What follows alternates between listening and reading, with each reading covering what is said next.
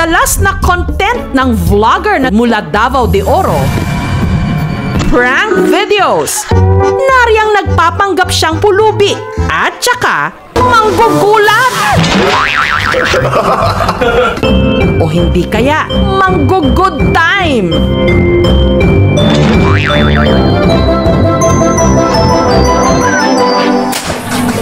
Wala kasi kaming bahay at lupa. Lahat naman ng mga vlogger ang puntarya po ay kumita.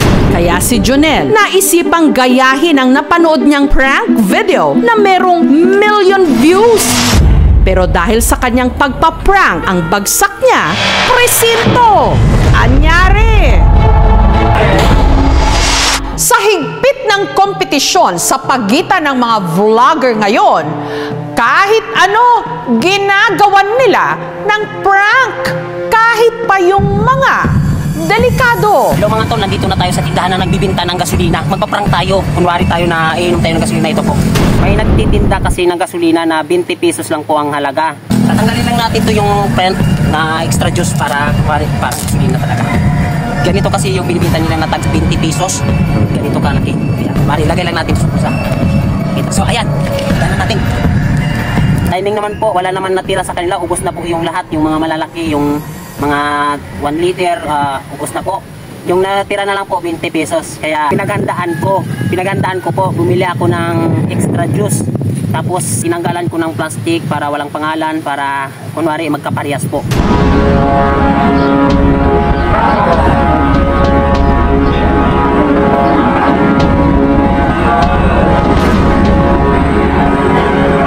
Hinihintay ko talaga na tumingin sila sa akin, tapos bago ko iinumin.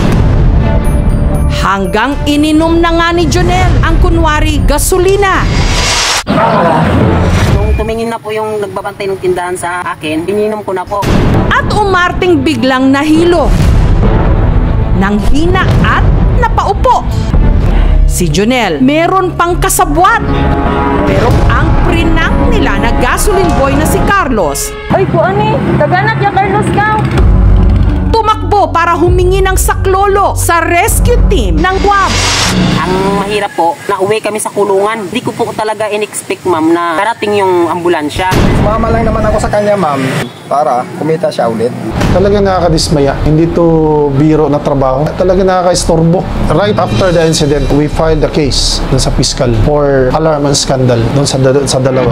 Sina Jonel, arestado. Ito ay parte po ng custodial investigation po nila. 12 hours po yung reglementary period po nila. Matapos makulong ng halos kalahating araw, sina Jonel pansamantalang nakalaya. Humingi po kami ng pasensya na sana wag na lang nila ituloy yung kaso kasi wala po kaming laban dyan eh. Mahirap lang kami. So doon po, nagpapasalamat po talaga ako na pinakawalan na kami. Pagkatapos po nung nakalaya na kami, nag-explore ako ng bagong niche, ng bagong vlog. Sumali na lang po ako sa AGT Got Talent. Nagustuhan po ng mga judges.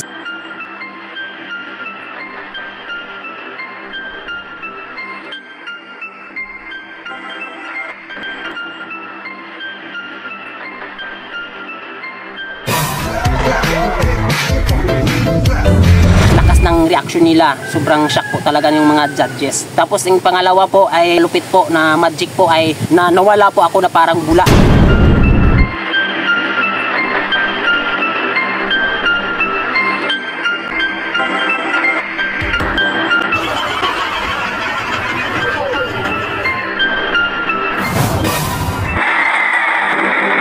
At sa pangalawang pasok ko po dun sa AGT Got Talent, nagmamagic po ako na mayroon sa balde. Ang una ay parang papel lang po inilagay ko, tapos paglabas ay pusa.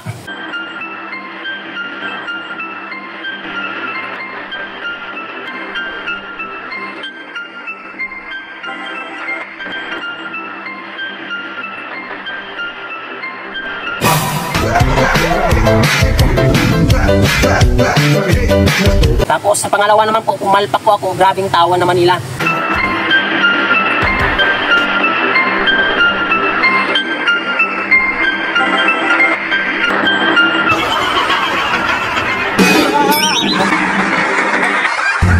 Nagsitawanan po yung mga audience saka judges.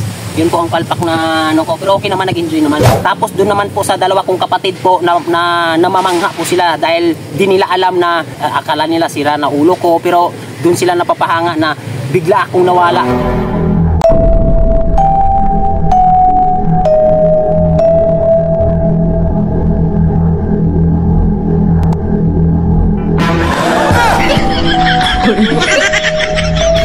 Ang nakuha ko kasing technique at sa video namin na nag-million po ay yung stop challenge.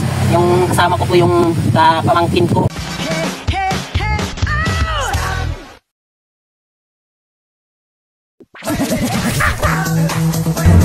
Pagbukas ng umbrella ko, dun po tumama. Parang nasip po ako.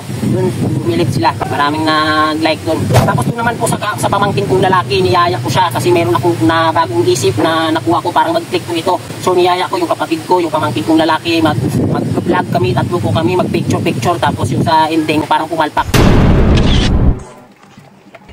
No, no, no. No, no, no.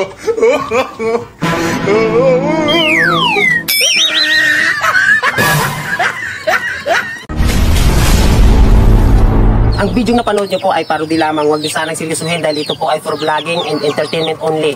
Kung nagustuhan mo ang video na to, paki-like na lang po and share, comment. At siyempre, kung bago ka pa lang sa aking Facebook page or YouTube channel, paki-subscribe na lang po or follow para lagi kang updated sa mga panibagong videos tulad nito. Kaya mag-subscribe o follow na. Thanks for watching. Dito na lang.